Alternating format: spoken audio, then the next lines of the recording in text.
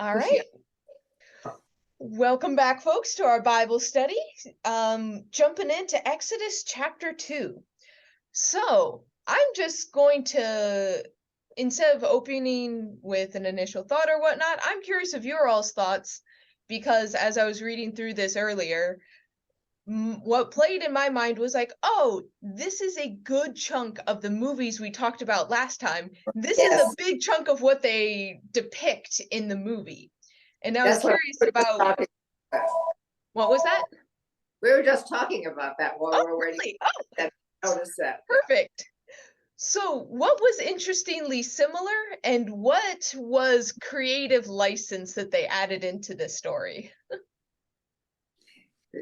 The movie added in the family relationships in the Egyptian family, which was so charming. You know, there was a relationship with his brother and how he's growing up there. It's not completely missing from the story. The story is very condensed. It feels like it's condensed where the movie is more complete. Right. Yeah, you can see how in like a film adaptation, they want to create like an emotional core to the story. So they build all this emotional tension, family politics, family drama. Yeah. And in good biblical fashion, they just zoom by all of that here. Yeah. Well, and they don't talk about the attachment of the daughter to Moses, which is really important. Well, there's a little bit, but not much. Yeah. So any other observations of film versus scripture?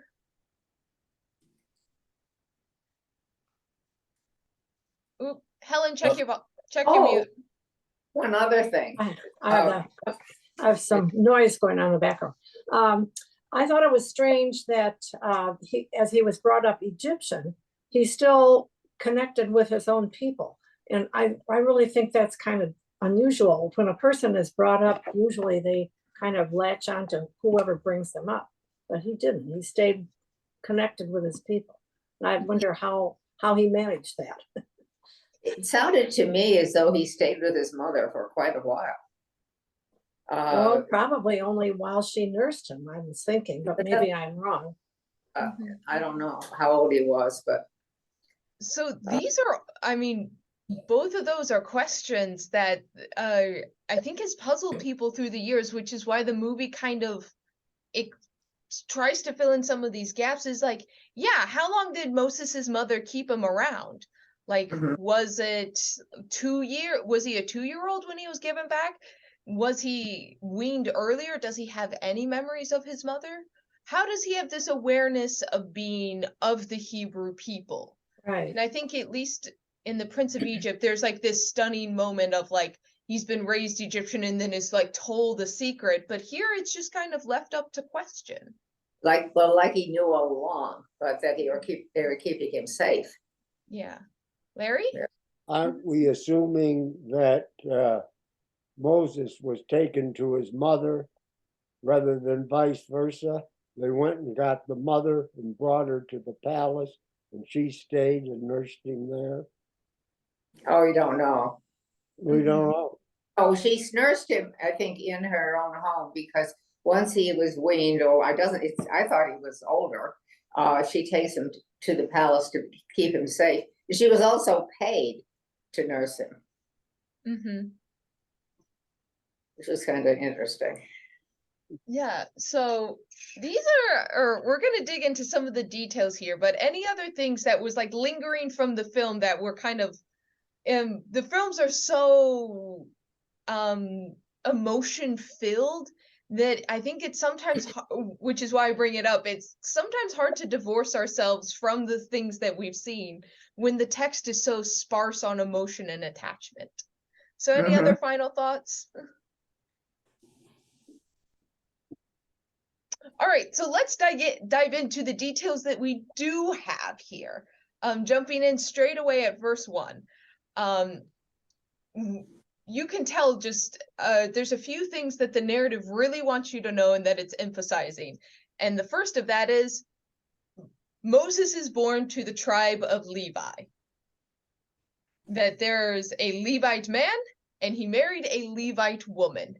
They're not given names here, but they later on will be given names eventually.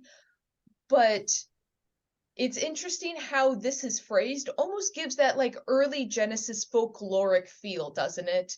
Like this nameless woman who is of this tribe is married to this nameless man of the Levite tribe. It has that like mythos feel, doesn't it? Yeah.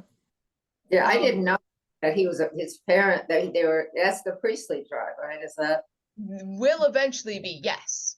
Oh, but isn't that hard? Yeah. So they conceived, they bear a woman. She saw that it was a fine baby, which that phrase is a recollection of the creation stories, and God saw that it was good. The mother gives birth and sees that it is a good baby, basically. And so, if you remember from last week, there is now this plot to kill all the Egyptian boys. And so this is a fine baby, and this woman wants to save her child. So we see her plan. She hides him as long as possible, and when the baby is too big to be hidden, she constructs this papyrus basket, plasters it with basically tar and pitch, so it's watertight, and sends it down the river. So salvation by boat. Does this recall any other story here? Noah. Exactly. And my notes say that the word that's translated to being basket here is an Egyptian loan word. So basically meaning this doesn't occur in Hebrew except for a few times, and where the few times it is, it's basically just taken straight out of Egyptian language here. So the word that they are translating to mean basket is the same word used for Noah's Ark. Like it's literally the two times in the Bible that it's used is for Noah's Ark and Moses's basket. The details of this signify that this has no steering device, which means salvation is up to God. That like it's one of those of like, I put it in your hands, God, let's put it in the river, and what happens happens. So what do you think of this? This is like a little, like, this is why I love language studies, is like it's a little loan word, it pops up here, but it's recalling an entire story from Genesis here, right? Yeah, Larry? It certainly has no connotation of size either. No. One's a one baby basket, and the other is going to hold two of everything that roams the earth. We always think of it as sort of maybe this big. Oops. My arms are, about, So anything that floats is an ark. yeah. Well, it is something that floats, it is, but specifically it doesn't have like a rudder to it. So you can't steer it. That's one of the features of both the ark and the basket. It's not steerable. I didn't know that about the ark. Yep. Yeah, that's interesting. This was an ark. It's floatable.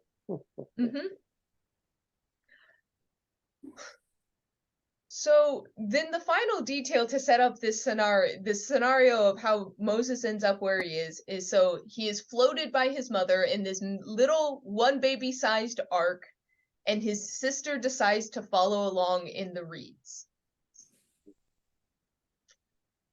So the baby basket like floats down, the river is the Nile River. The word is the same. I don't know why they translate it in some to just say the river. It is the Nile.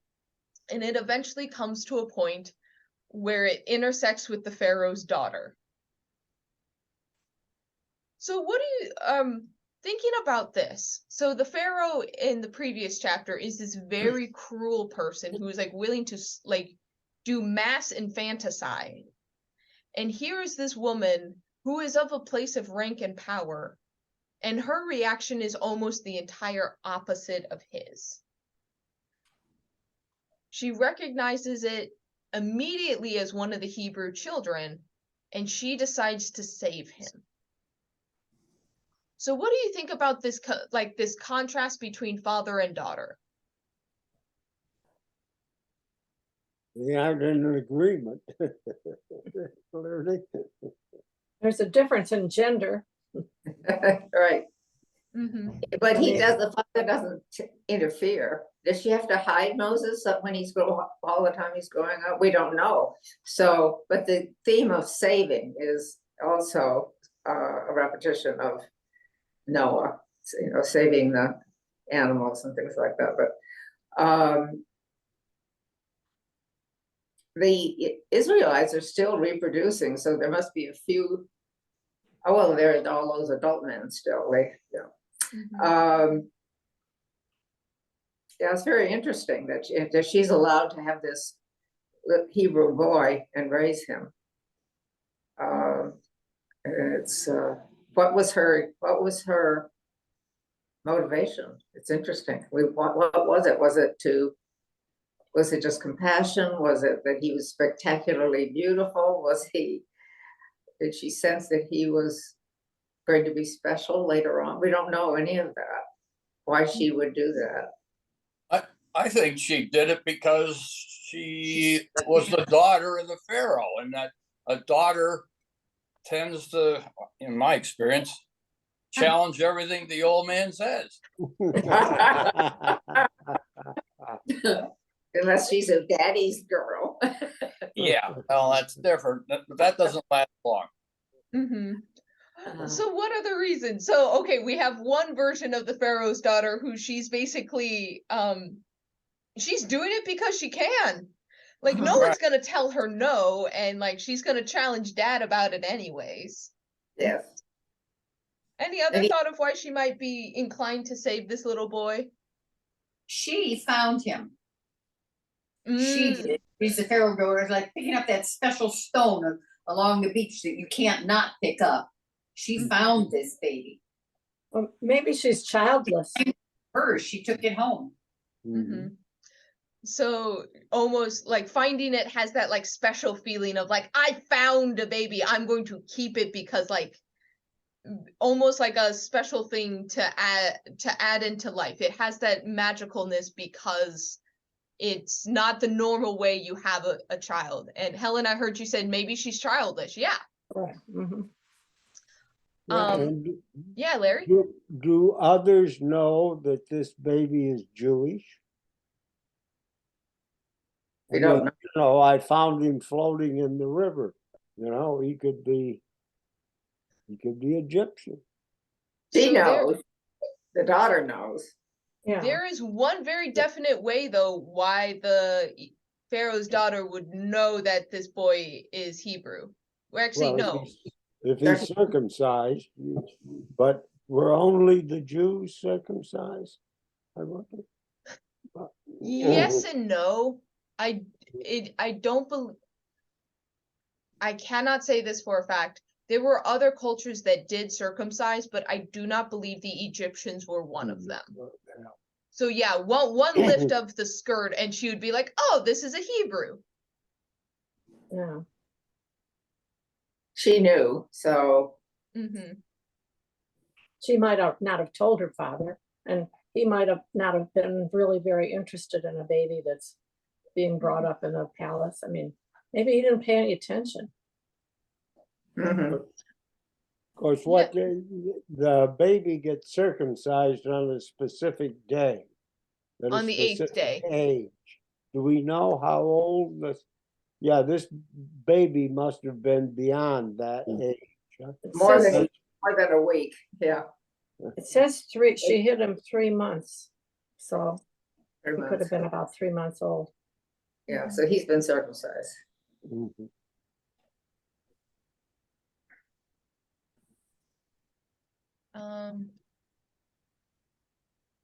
I wonder where that idea came from. What idea? Circumcision. I thought it was a health thing. But not for everybody, so they just thought it was. I mean, Well, it why, wasn't for women. I mean, they thought a lot of things were dirty. Where did all those ideas come from? You know, certain Well, So like the body idea of Don't eat not cake. eating, anything body with a, modification across the world is actually very common, It is. especially in the ancient world. It's one of those, I mean, we still know of some of the tribes that do things today, whether it is dealing with like the elongation of the neck. There is one, and it's thought actually this was an Egyptian practice to wrap the back of a baby's head, which would elongate it. oh, There's, I mean, there is anything from like multiple piercings to stretching skin for piercing. yeah. The thought that people were cutting off certain parts of skin just because, like, humans have done weird things to our malleable bodies for a long, long time. Yes, yes. Wrapped feet. Yeah, there's been foot bindings, there's other kinds of bindings. All of this is, there may have been some health implications. There are some studies that have shown that circumcision has some effect on the transmission of venereal diseases, but that's only like 1–2% improvement. It's not really all that helpful, but And let's see, and then there is what they call female circumcision, which isn't quite the same, but the goal of that is to deprive the woman of having pleasure. not necessarily. There's a Not spectrum of that one as well. Oh, okay. So that's a complicated can of worms that Yeah. that's a long conversation, but that one has They don't very do- extreme to very mild versions. Basically there is one version of it where it basically does the same thing that it does for men. That said, going back to the Pharaoh's daughter, there's two other things to consider. One, pharaohs tended to have lots of kids. Oh, So she is likely not the only daughter of the pharaoh. She made there is likely many daughters from many women. This was just very common in the Egyptian world, that like many wives. I think there was one pharaoh that had like nearly 100 kids. So she is probably one of many. So that just goes to support the line of logic of, would dad even care? Because if she's just one of many, she's in the palace, she is royalty, but she may have a little bit more freedom than if she is his only daughter. But we don't know because it doesn't say. She got a baby instead of a dog. The other thing to consider is the emotional weight of knowing that your dad is killing infants kind of like out there. You're not seeing them one-to-one. You're not responsible for their death. Even if you're not like objecting it, you're not stopping it. It's that kind of bystander bias of like, I am not actively doing that. That is not on me. That is just happening out there. All of a sudden, one of these children that could be killed is in her hands. And I think that has an emotional weight of, if I send this down the river, the baby will die, and then that one is on me. Am I willing to kill this specific child?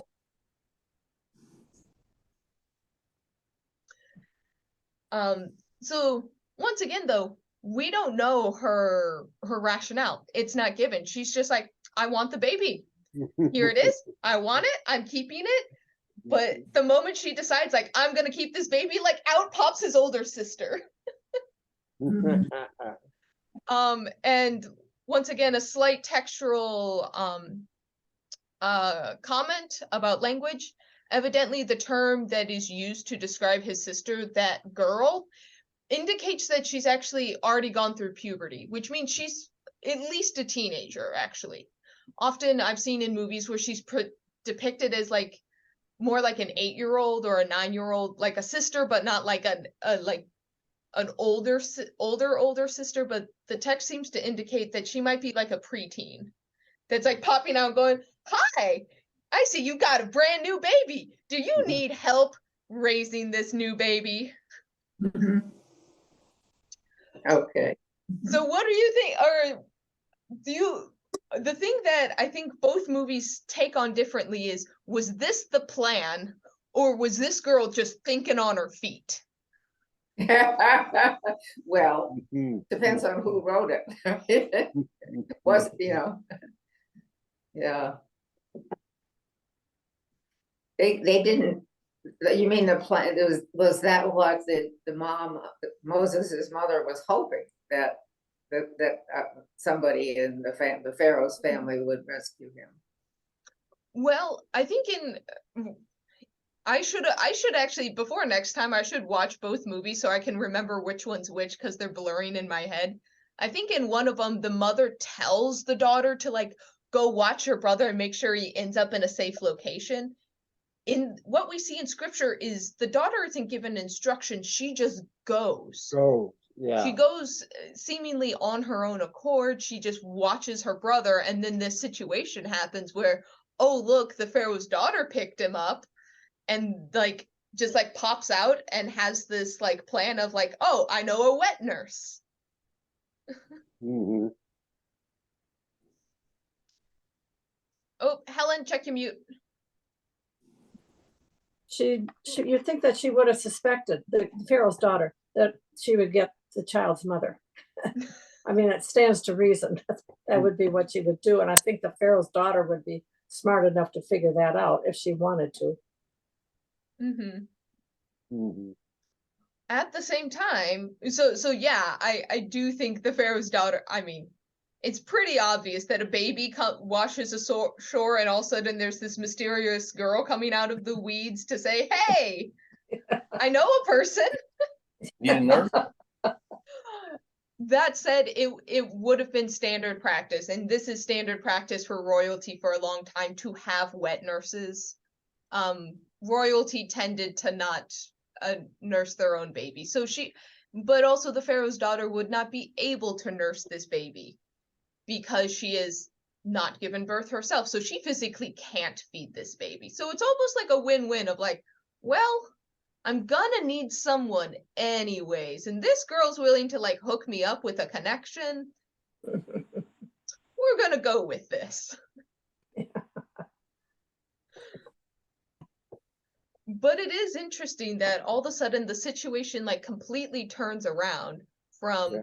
oh no, my baby's going to be killed, to all of a sudden the palace is paying me to feed my own child. Mhm. Yeah, That's a and pretty good gig. it certainly does sound like they took the child to the mother and left the child with the mother, right? Mm-hmm. Yes. They did it on purpose, yeah. Yeah. In which case, nobody would have seen the child amongst the Egyptians. I mean, he's off living with this Until he wet, was a little older, yeah. yeah, so for time at least. Mm-hmm. So the killing is passed over, maybe. And then the mother who nursed him took him, willingly took him to the Egyptians when he was old enough to keep him safe, I'm assuming. Yeah. Or that was, So, she was honorable, she didn't abscond with him. Yeah, and it says it's when he grew up. Yeah. Now, Yeah, how old is he? Yeah. How old is Gru? Yeah. It doesn't say he was a grown-up. It just says when he was, when the child grew. He could have been any age, really. Yeah. Well, he was done nursing anyway. Well, yeah, my guess is when she was finished nursing him, that would be So, his age. A child. Did they nurse until they got pregnant with the next baby, or we don't know how long they nursed? Who knows? we don't actually know, but my guess is this is just from anthropological studies of other cultures that nurse for longer than people in the United States tend to. There's normally like a cutoff around 2 or 3. 2 or 3 is about as old as people tend to nurse children. So I don't think this, I mean, 3 years old is still only on like the cusp of where memory starts. If you see somebody nursing a 3-year-old here, everyone goes, yeah. My sister nursed her second child for a really long time. And people were well, it was during the period where other people sometimes did that, but she kept saying, well, it's my last baby. She got pregnant very quickly after her first child, so she had felt deprived, but it was unusual. It was unusual to do that, I think. Most people wean, I think, at a year. That said, if Moses was, I'm gonna go with the assumption of like around 2 years. That is the beginning of language skills, and it does seem that Moses knows the Hebrew language based on some of the other things in the other parts of the story. Yes. So, yeah, Moses his mother gets to hold on to him for a while. As much as you are attached to your child, there is a point where like it's hard to blame the mother to give him to the Pharaoh's daughter, because the alternative is forced hard labor. Do you want your son in the fields and building bricks with the rest of your kids, or you have an opportunity to like give him to the palace? Or he could be killed also. Or, well, it seems like we are past the killing part. So he's no longer in danger, but like the two options are like hard labor or like near princehood. I think it probably was hard to walk up to the palace and give your kid away, but at the same time, when it's to the Pharaoh's daughter, that's kind of a hard thing to say no to. What do you? And she had other children. Yeah.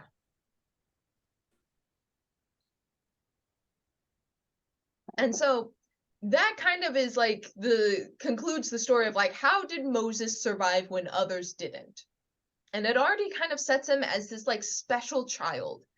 The Pharaoh's daughter names him Moses, saying, I drew him out of the water. That is a Hebrew pun. So the Moshesh is how his name sounds in Hebrew. There's an SH in the middle. Moshesh means to draw out. So that is a Hebrew pun. However, they actually think that Moses is an Egyptian name, because if you can hear it in some of the Pharaoh's name, like Thutmose is like is the son Moses of Thut. And so yes, his name means to draw out in Hebrew, but in Egyptian, it just means the son of. She could have just named him my son, basically. So this name has like various meanings. There's another one that I saw that was like another possible Egyptian understanding of the name Moses. So Moses seems to be this weird, partly Hebrew, partly Egyptian name. But then Moses grows up. We speed by all of his like growing up years, no teenage years, much like Jesus, we just get him like fully grown for the next episode. So in the next episode of Moses' story, just one day, he's looking out, he's surveying the land, and he's seen a Egyptian guard beating a Hebrew person. He looks around, sees that no one's there, and he strikes the man. So once again, Hebrew loves like wordplay. So the term that Moses saw the Egyptian striking the Hebrew, then the same word is used for like Moses then strikes the Egyptian. So the action is actually, they don't really differentiate between like a beating blow and like a killing blow. It's just by context that in English we have different words, so we use two different words. But basically, Moses does to the Egyptian what the Egyptian was doing to the Hebrew person. And then he just like buries him in the sand. He just like makes him disappear, and he thinks he's gotten off scot-free. But later on, we find out that two Hebrew people, when they were arguing, Moses comes in to kind of like intervene of like, why are you fighting? And they're just like, who are you? Are you Lord over us? Are you gonna kill us like you killed that other guy? And he like panics. So thoughts on like pausing there before he like runs away. This whole situation seems to be like once again, there's a lot of gloss over the emotions, where this is where I very much think the movies are helpful in like bringing out like what emotions are happening. Like, why would he strike the Egyptian after the Egyptian was striking the Hebrew worker? So like, what do you see going on in this situation beneath the surface?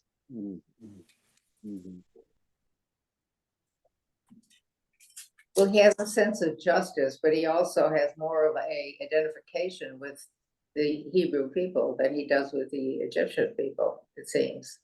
That he's never lost his sense of having been part of that. But we don't know, but he certainly didn't. A good thing to do, to be whipping somebody. Am I on mute now? I would think he would have been angry too. If he, if he's identifying with the Hebrews, then that would make him angry, especially since he was growing up in a place where he was probably coddled, and this strikes him as a terribly unjust and painful thing to do. And he wants to get even. Does he have, here's my challenging question though, of does he have to be identifying with the Hebrew in order to feel angry at what the Egyptian was doing? Can he feel empathy for the Hebrew person without him seeing himself as a Hebrew person? No, I probably not. I think he's just that kind of a person. I don't think that he would have to identify, but since it says that it's a Hebrew person, you sort of assume that it was because he was Hebrew, but it wouldn't have to be, I don't think. He could have a strong sense of justice, but if he was raised in an Egyptian household, he didn't get it there. So they were killing people all over the place. I'm trying to remember the sequence in the movie. Does he meet Miriam and the brother like off on a side street before this happens and finds out? He does. He meets Miriam after he runs away. Oh, okay. So I thought he met them on a side street in the town. This is where there is some creative imagination, is like thinking of like, why after being raised in the palace would Moses all of a sudden fly into a rage at something that was commonplace? Yeah. And it's like, yeah. Is this his first exposure to violence? Is this the first time that he's seen it in a new light? And I believe both movies have this thing of like, oh, he saw himself as an Egyptian, but then had this like Hebrew awakening that caused empathy that made him react this way. And they put all these steps to kind of explain why all of a sudden he would just out of the blue one day decide that this kind of violence isn't okay. Yeah, Larry? Well, it says that one day he went out to his people. So maybe this is the first time, he's been raised in the palace. He hasn't been told that his compatriots are beating up on the Hebrews, and he goes out and he sees, maybe for the first time, what's really going on. And he sees this Egyptian beating this Hebrew man, and he's immediately incensed over that. But was his intention was not necessarily to kill, though. It was just to inflict the same thing on him that he was doing. Did he mean to kill? We don't know. It's ambiguous. Oh. The language is it's the identical action. Intent is harder to indicate. Okay. So, Larry, what you said actually made me think of a different way to think about it. Is he went out to see his people. There may be a chance that Moses was actually being brought up almost like a strategic middle management of like being given a Hebrew identity in the palace to oversee the Hebrew people. So basically, I wonder if he was given an elevated status to manage his people and kind of keep them in line. But what's like the interesting detail in a story that's still kind of sparse for emotion is he looks left, he looks right, like he's checking around to see if there's anyone. Maybe he was rage filled anyways, and just this was the first opportunity where no one was around. But this is where like there's a lot of things that could be going into this of like, why would Moses do this, basically?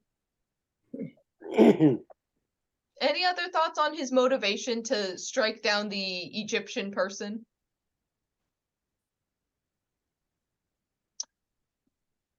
I somehow feel that he knew about how the Egyptians were treating his people before he went out, to have gotten to the point where he slew the Egyptian, more so than just the initial sighting of the Egyptian, I assume, beating one of the people. Or, I think it was kind of impulsive too, maybe. well, it could either way. This is one where I think we can look at American history and wonder some of these same things of like people who grew up on plantation with plantation labor. And there are some times where people have these moments where they have compassion because they're seeing the brutality of how other people are being treated. And there are stories of like overseers being struck down because they were just being so violent to the people they were supposed to be watching over, that someone else in the scenario has that like impulsive, like, this is too much, and kind of like taking, like just acting in the moment and repercussions playing out.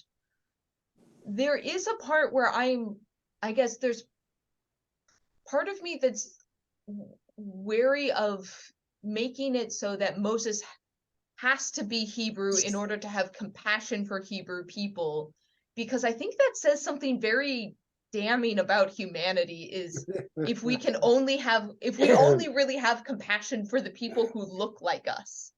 Like, is it not enough that the situation was brutal? We don't know, do we? Right.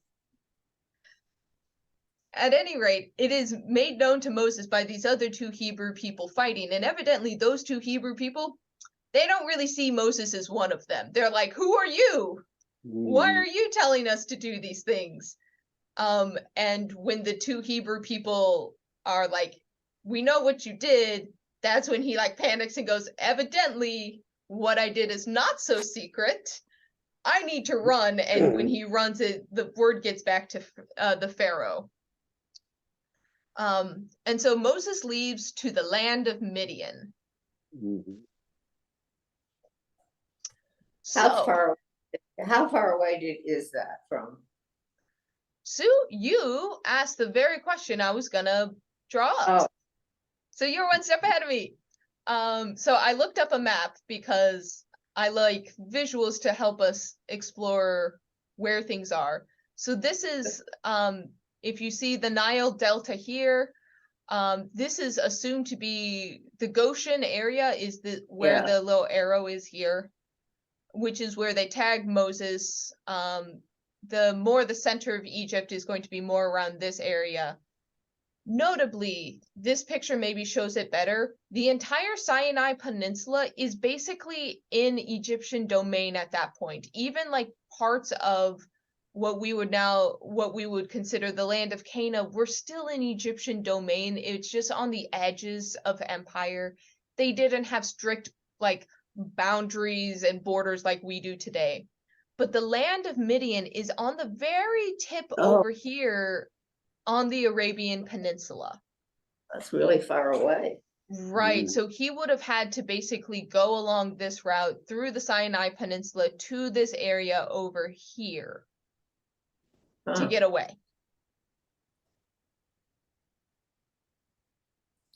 And the Midianites were not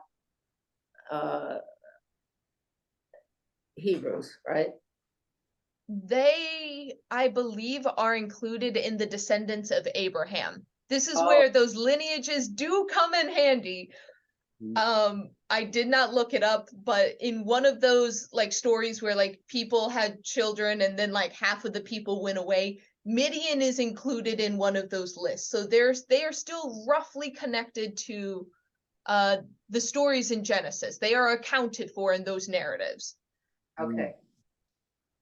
The other thing that we see is that the name of the soon-to-be father-in-law of Moses, where did my note go? His name is Ruel.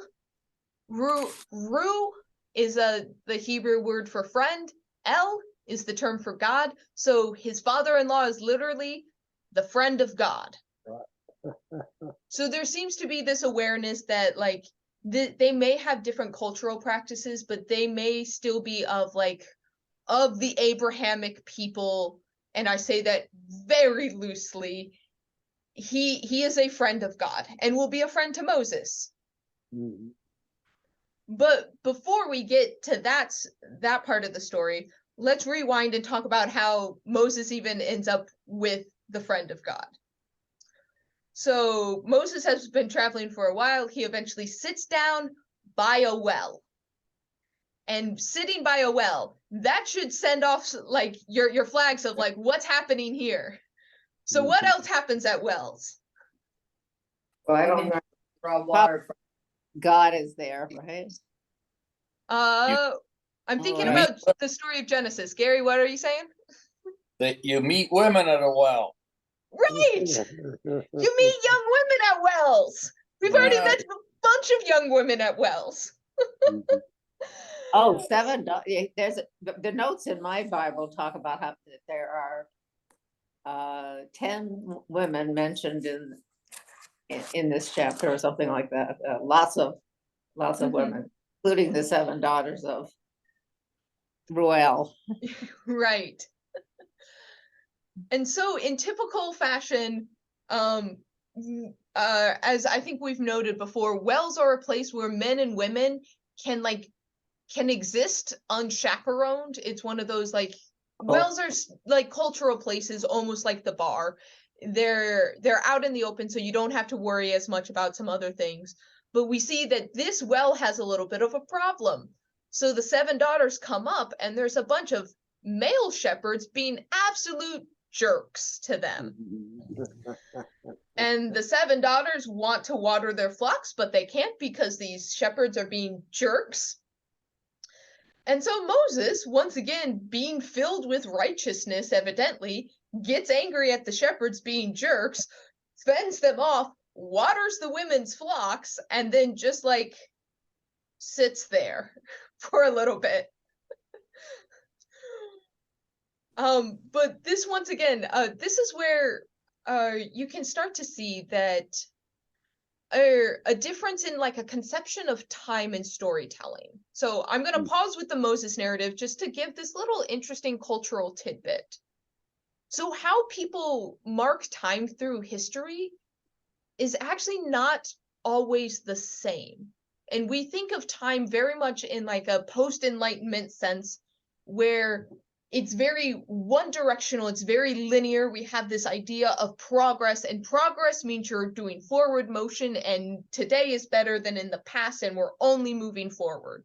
Our technology is better, we know about the universe more, we have clocks, and clocks move forward, and you have this almost railroad sense of forward progression.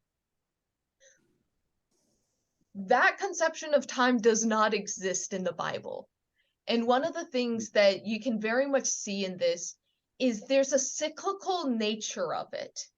It's not that the story is repeating in like a very hard, like, everything comes around again, but in this, like, there are certain story motifs that repeat again and again.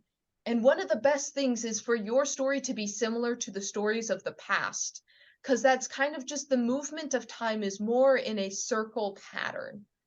And so this is where Genesis and Exodus are really cool together, because that kind of cyclical nature where the story motifs come back again and again, it's already in play. Like, you need some of Genesis to understand some of these story elements. And so we're at the well again at that part of the cycle. And you can see echoes of the other stories where it's like, we're at the well and we're meeting a woman. We're at the well and it's like, who's going to give who the water? And it changes each time. Does the woman give water to the man? Does the man give water to the woman? Are there sheep? Whose sheep are they? Who waters the flock of whose? And it's one of those where it's interesting, where you can see them playing with a story that already exists. And it's not that like strictly linear, like we're going from the past, but it has this lovely kind of, we're returning to the well again. We're once again at the well. And this well is a motif that's like, it's kind of nice to see it come back. So that's a little bit of an aside of how, like, different conceptions of time. But here we are at the well. We have met the women. We have watered the flocks. And the 7 daughters go home and their dad says, "Holy smokes, that was fast." So evidently this is a common problem that the shepherds just are all the time harassing these women. And the daughters are like, "Oh yeah, this Egyptian dude, he helped us out." And dad is like, "Go get him. Immediately retrieve this mysterious Egyptian man." So what do you think the father, or this friend of God, what is he thinking when he hears this weird Egyptian guy, or this random Egyptian guy helped my daughters? What's going off in his head? Well, one thing is that Moses is Egyptian. Mm-hmm. I mean, he's not identified as a Hebrew. Right. Kind Well, of I like think- Joseph, that he kind of goes under the radar as Hebrew. He looks Egyptian. Yeah, Helen, what's up? Well, I think he might be looking for a husband for one of his Right. daughters. I mean, he's gotta find somebody for all these 7 daughters. You did the son-in-law test and you passed. Yeah. Also, it's very convenient that again, it's a priest, someone of high rank. Mhm.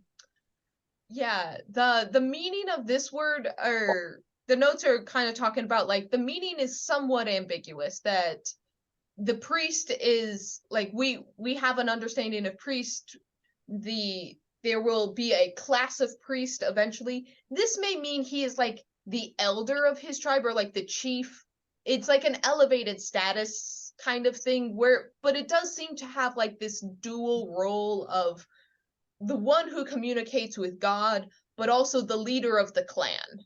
So there's like, this is like the dude. So really great to like marry into the top ranking family of this area. But good catch there, Joe.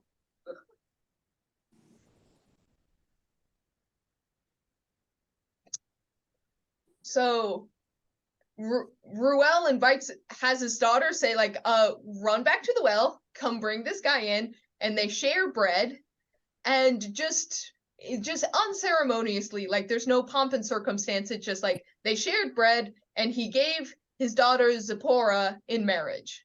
So evidently that was a quick transition. Right. They're like, okay, you watered the flocks, here you go, welcome to the family. And she, unlike the matriarchs, she bears a son immediately. And Moses names him Gershom, which he translates to mean, I have been an alien residing in a foreign land. This is ambiguous whether he means he is an alien in Midian or an alien in Egypt, but it seems to be kind of this sense of the like, I don't have a home. I am a stranger in a strange land, I think is one other classic translation of this. I'm a stranger in a strange land. I don't know where I belong. And this, I hope you hear once again kind of the naming convention that when we were talking about the baby drama of how the 12 sons were born and Leah and Rachel going back and forth, and they're like, I will name this child my victory, and I will name this child this thing that revolves around their emotional states. And here Moses is doing the very same thing of naming his child after his kind of emotional state at the time. So pausing there before we get to the last few verses of this chapter.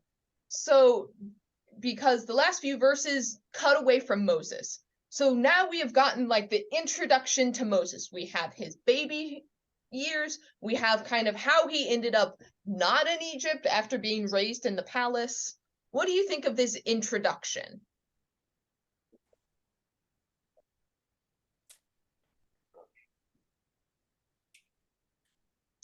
A lot less detailed, isn't it, than the depictions? It's very summarized. It's different from parts of Genesis where things are so repetitive and they circle back and do the same thing. It takes forever to get to the story of Joseph, and Moses is clipping right along. Yep. Well, the reason they're telling all this story is to show what he was like, I think. Yeah. And he's going to become something much, much bigger. Yeah. It's good to note that while the movies like to dwell on this part of the story, like thinking that Exodus has 40 chapters in it, and one chapter is devoted to basically who Moses was before he was Moses. The story doesn't exactly, like, it cares about his story. They want to tell you how he got to the place. There's almost a sense where it's like who Moses was is not as important as who he becomes. That you kind of, you understand how he wasn't killed, and so he's like, you get the specialness of him. You get this special circumstance that kind of explains why later on he'll be able to just like march right into the palace. But all of this is just set up for what comes later. It's not actually talking as much about like who is Moses. We'll get more of like who is Moses coming up. We'll hear more of his personality, some of his anxieties. We get all of that later on. This is just setting up the story and letting you know how we get here. Yeah. And maybe the thought is that his early upbringing, so he's raised in the palace. Nothing said, what did he learn? I mean, how was he educated? I mean, there are no details. It's just, he's found in a river. He's nursed by his mother. He gets raised in the palace. He's an adult. All of a sudden, he goes out and gets married in Midian and has a child. And that's about, and along the way, he killed somebody. Yeah, that's a great summary. That's the background. And we don't know, and there's a righteous part of him. He's got a sense of right and wrong. So the last thing for today is cutting away from Moses and back to the Israelites. So after a long time, the king of Egypt has died. So almost the fear of retribution from like the murder is like, that's kind of how they explain away, like Moses is never punished. That king goes away. So in a sense, Moses gets a clean slate. But even after that king dies, the Israelites groaned under their slavery and cried out. few notes here on like how this is kind of working in these is like kind of the untranslatable part of some of the Hebrew grammar that you get here. These people are not crying out to God. They're just like crying out. It's more like a general lament. And it's not in like a very like vocal sense of like, ah, but like that emotion filled, they are lamenting to the universe in private and public. They are crying out in that like more heart-filled sense, if that makes sense. But they cry out for help, and their cries, their laments, their anguish is so powerful that it rises up to God. And this is where, once again, we kind of have the understanding of like the firmament that we talked about in creation, the creation stories. If you can imagine a noise and a cry so loud that it goes through that like dome thing to reach God, who is kind of present in the heavens. That's how loud their cries for help or their laments, their anguish, all of their pain and suffering echo through the world so loud that it reaches God in the high heavens. And it says that God heard their groaning and remembered his covenant with Abraham, Isaac, and Jacob. That makes it sound like God forgot about them. That's not what's implied here. God did not forget about the covenant. It's more that like he paid mind to it. It's this like, I hear this cry and my response is I have this covenant and I have to like, I need to respond. So it's a responsive thing. It's not saying that God forgets. God has not forgotten. It's just the cries are loud and now here's the responsive side of it. And God looked upon the Israelites and God took notice of them. Once again, it's more not like, oh, look at these Hebrew people. I forgot about them. I should pay attention to them. But it's more like paid them mind. So the cries are so loud that they reach God. God is paying attention and God is deciding that God is going to act. This is one time, God's kind of been pulling strings in the background that we saw very much at like the end of Genesis, where like at the end of that story, like God's sending dreams. God is kind of like working in the background to make sure that the people are okay in the famine, but it's not that very intervention style God. And this is almost that decision that God is making, like, I am going to intervene in this situation. Not just background play, not just like, he's not saying he's going to give Pharaoh dreams. This is God saying, okay, we're moving into action now. So any final thoughts with that kind of last little bit of God's decision to take action in this situation?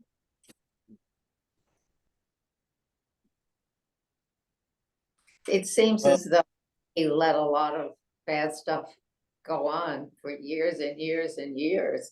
And he didn't hear, he didn't see or hear it.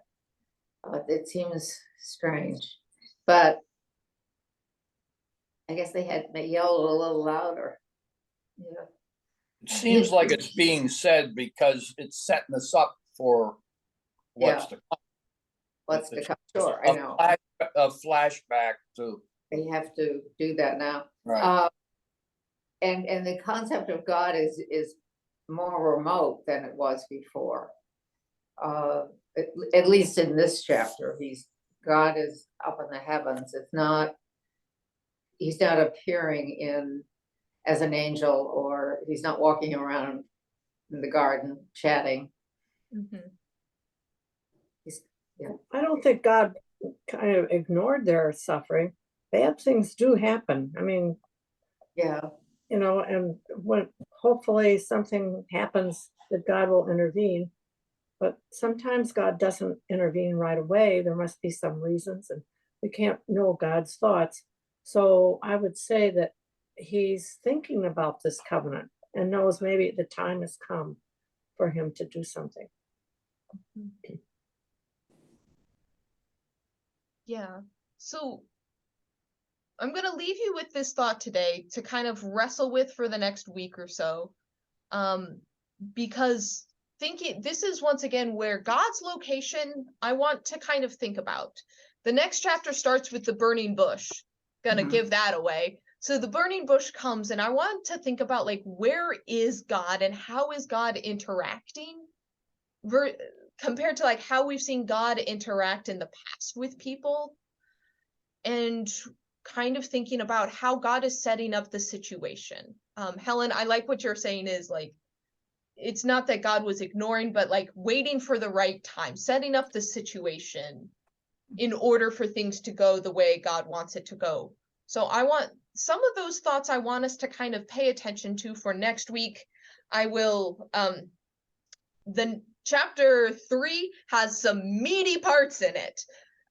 So we both get the name of God revealed, we get the burning bush, and we get more of Moses's like emotional side. So just be thinking in the background, like, how has God been acting? How is God acting now? And kind of how is Moses relating to God, and how is God relating to humans? Because this is one of those definite touch points. So, but with that, any final thoughts for today? I got something I just want to share. This the well element.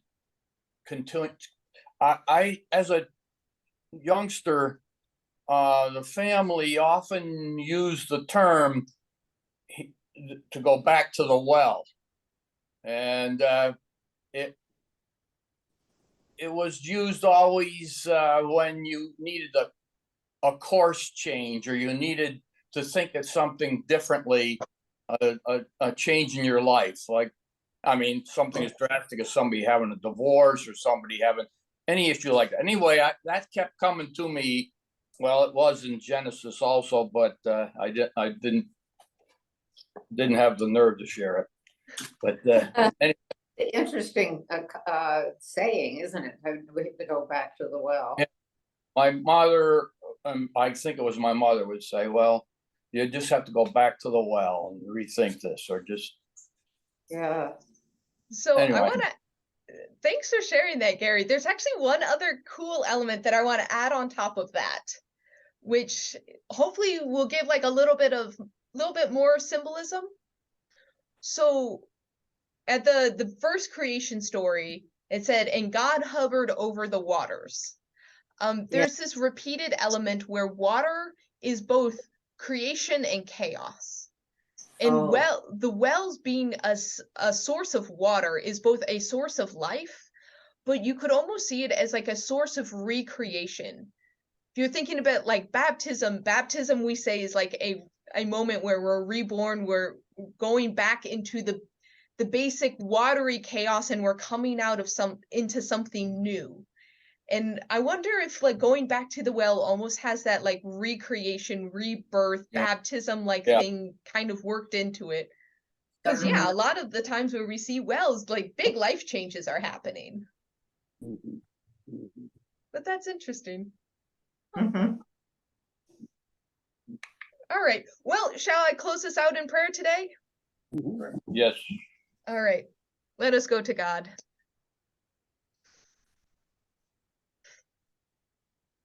Gracious God,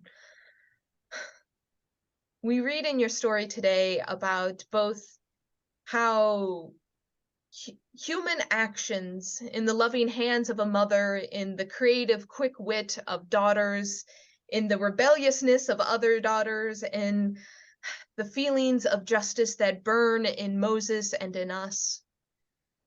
We see how your spirit was present there in the actions of humanity, even while there seems to be times where you feel distant. We trust that you remain close to us, that you work through us and in us.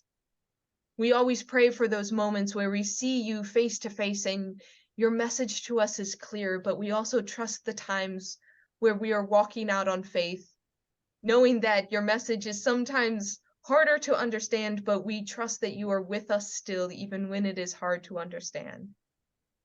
So I ask that you bless this group.